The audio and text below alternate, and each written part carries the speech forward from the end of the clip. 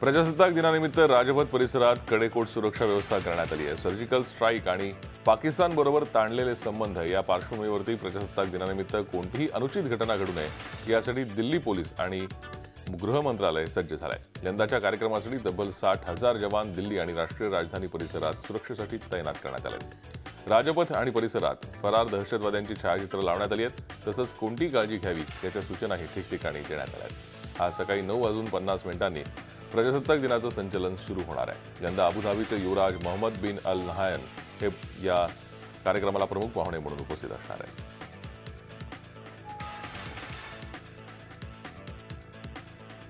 प्रजासत्ताक दिनाच्या पूर्वसंध्येला राष्ट्रपती प्रणव मुखर्जी यांनी जनतेशी संवाद साधला। काळा पैसा रोखण्यासाठी करण्यात आलेल्या नोटाबंदीच्या निर्णयाचे चांगले परिणाम दिसून येतील। नोटाबंदीच्या दीर्घकालीन परिणामांचा विचार केल्यास या निर्णयामुळे देशाची अर्थव्यवस्था पारदर्शी होईल, तसंच डिजिटल व्यवहारांमुळे भ्रष्टाचाराला लगाम लागेल असा विश्वास राष्ट्रपती प्रणव मुखर्जी यांनी राष्ट्राला उद्देशून केलेल्या भाषणात व्यक्त केला। आव्हानात्मक जागतिक परिस्थितीतही भारतीय अर्थव्यवस्था प्रगती करते आहे। इतर देशांच्या तुलनेत भारत हा जगातील सर्वात वेगाने विकसित होत असलेला देश आहे असं ते म्हणाले। सततच्या विकासाबरोबर पर्यावरणाचं संरक्षणही आवश्यक असल्याची भूमिका त्यांनी मांडली।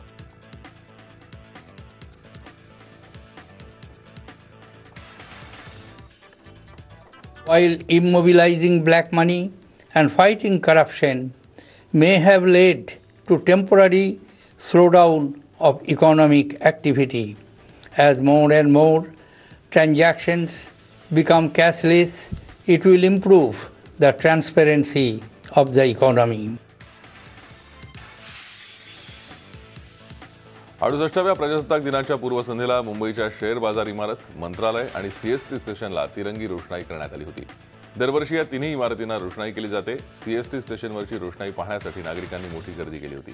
तर 26 जानेवारीच्या निमित्तानं देशभरात चोख सुरक्षा व्यवस्था ठेवण्यात आली आहे। कुठलाही अनुचित प्रकार घडू नये यासाठी पोलीस खडा पहारा देत आहेत। राजपथावर आज सकाळी 10 वाजता संचलनाला सुरुवात होणार आहे।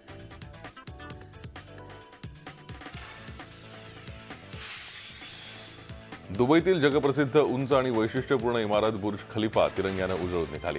तिरंग्याच्या रंगामध्ये या इमारतीला आकर्षक रोषणाई करण्यात आली आहे। भारताच्या प्रजासत्ताक दिनानिमित्त केशरी, पांढरा आणि हिरवा रंग आणि अशोक चक्र अशा तिरंग्याच्या रोषणाईनं सर्वांचंच लक्ष वेधून घेतलंय।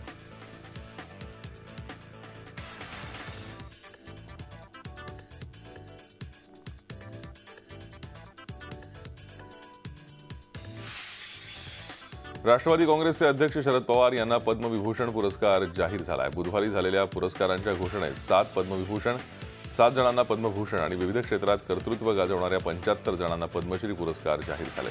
पवार यांच्या खांद्याला खांदा लावून एकेकाळी काँग्रेसमधून बाहेर पडलेले माजी लोकसभा अध्यक्ष पी.ए. संगमा यांना मरणोत्तर पद्मविभूषण जाहीर झालाय। ज्येष्ठ भाजप नेते मुरली मनोहर जोशी, ज्येष्ठ गायक येसुदास, सद्गुरू जग्गी वासुदेव, संशोधक उडुपी रामचंद्र राव यांनाही पद्मविभूषण जाहीर झालाय। भारत आणि यूएई या देशांदरम्यान संरक्षण, सुरक्षा, माहिती आणि तंत्रज्ञान सेवा आणि महामार्गाच्या प्रकल्पासंदर्भातचे 13 करार झाले आहेत। यूएई पुढील काही कालावधीत भारतात 5 लाख कोटी रुपयांची गुंतवणूक करण्यासाठी तयार झालाय। अबुधाबीचे प्रिन्स शेख मोहम्मद बिन जायद अल नहायन आणि पंतप्रधान नरेंद्र मोदी यांच्यात हैदराबाद हाऊस येथे चर्चा झाली। 2 वर्षांपूर्वी याच ठिकाणी बराक ओबामांना पंतप्रधान मोदींनी चाय पे चर्चा केली होती। मुंबई पाठोपाठ पुण्यातही भाजप शिवसेनेच्या युतीची चर्चा रखडली आहे। युतीबाबत उभय पक्षाच्या नेत्यांमध्ये झालेल्या बैठका निष्फळ ठरल्यानं शिवसेनेच्या पदाधिकाऱ्यांनी बुधवारी थेट मातोश्री गाठली। पुण्यामध्ये स्वबळावर लढण्याची भूमिका त्यांनी पक्षप्रमुखांपुढे मांडली। शिवसेनेच्या आजच्या कार्यकर्ता मेळाव्यात उद्धव ठाकरे याबाबतचा निर्णय जाहीर करणार असल्याची माहिती सूत्रांनी दिली आहे। गेल्या महापालिका निवडणुकीत युती करून भाजपनं 90 आणि शिवसेनेनं 62 जागा लढवल्या होत्या। यावेळी 162 जागांसाठी निवडणूक होत असून जागा वाटपावरून युतीचं घोडं अडलंय। दोन्ही पक्षांनी स्वबळावर निवडणूक लढवायचं ठरल्यास युतीला सक्षम उमेदवारांची वानवा जाणवेल, त्याचा फटका दोन्ही पक्षांना बसू शकतो अशी चर्चा आहे।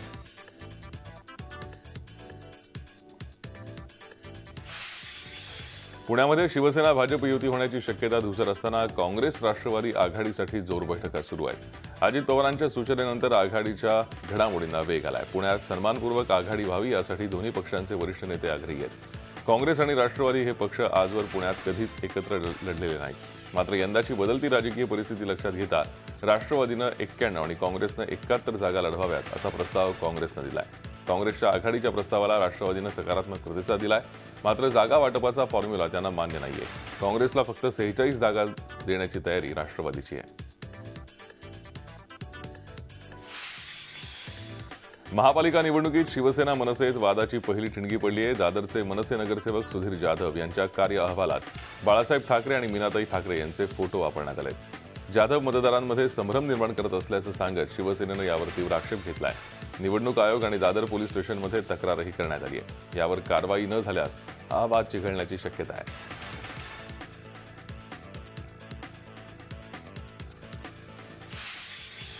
भाजप सरकारमध्ये सहभागी घटक पक्ष असलेले कॅबिनेट मंत्री महादेव जानकर यांनी स्वबळावर महापालिका आणि जिल्हा परिषद निवडणूक लढण्याची तयारी केली आहे.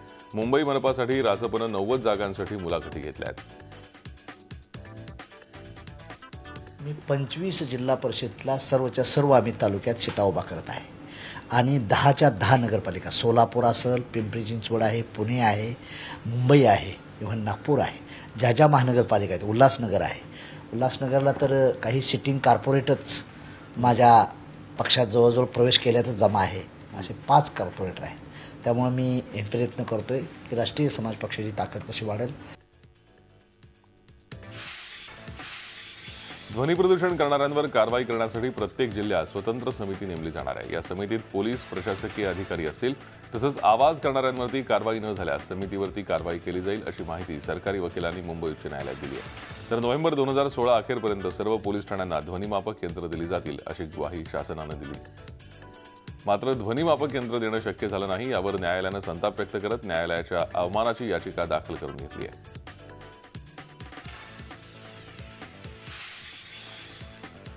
तंत्रज्ञानानं आज एवढी प्रगती केली आहे की हे तंत्रज्ञान आपला मित्र आणि सल्लागार बनू पाहत आहे. गुगल असिस्टंट हे याचं उत्तम उदाहरण आहे. गुगल असिस्टंटवरती आपण केवळ व्हॉइस कमांडद्वारे किंवा टाईप केलेल्या प्रश्नावरती आपल्यासमोर उत्तर येतं किंवा माहितीचा खजिनाच उपलब्ध करून देतो.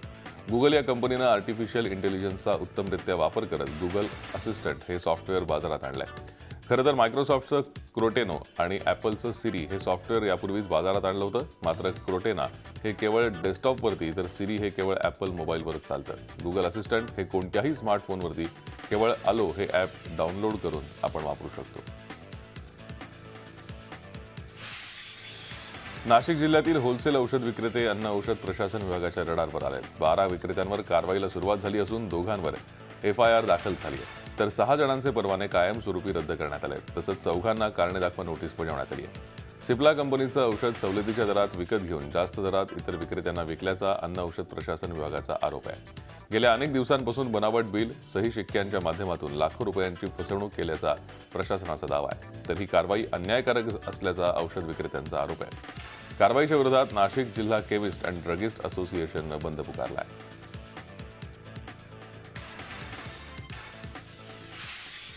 प्रसिद्ध शिल्पकार आणि राहुल द्रविडची आई डॉक्टर पुष्पा द्रविड यांच्या प्रकट मुलाखतीचा कार्यक्रम रत्नागिरीत पार पडला. रत्नागिरी नगर वाचनालयातर्फे या कार्यक्रमाचं आयोजन करण्यात आलं. यावेळी डॉक्टर पुष्पा द्रविड यांनी चित्र, शिल्प आणि राहुल द्रविडबद्दल मनमोकळ्या गप्पा मारल्या. भारत आणि इंग्लंड यांच्यातली पहिली T20 लढत कानपूरमध्ये रंगणार आहे. टेस्ट आणि वन डे सिरीज जिंकल्यानंतर आता कोहली अँड कंपनी T20 सिरीजवरही कब्जा करण्यासाठी आतुर आहे. दोन्ही टीम्स तुल्यबळ असल्यानं क्रिकेट चाहत्यांना एक चित्तथरारक लढत पाहायला मिळणार आहे. कोहलीच्या नेतृत्वाखाली टीम इंडिया पाहुण्या इंग्लिश टीमला पराभूत करण्याच्या उद्देशानंच मैदानात उतरेल.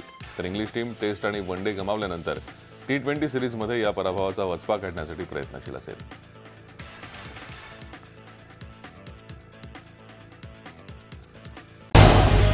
झी 24 तास रहा एक पाऊल पुढे.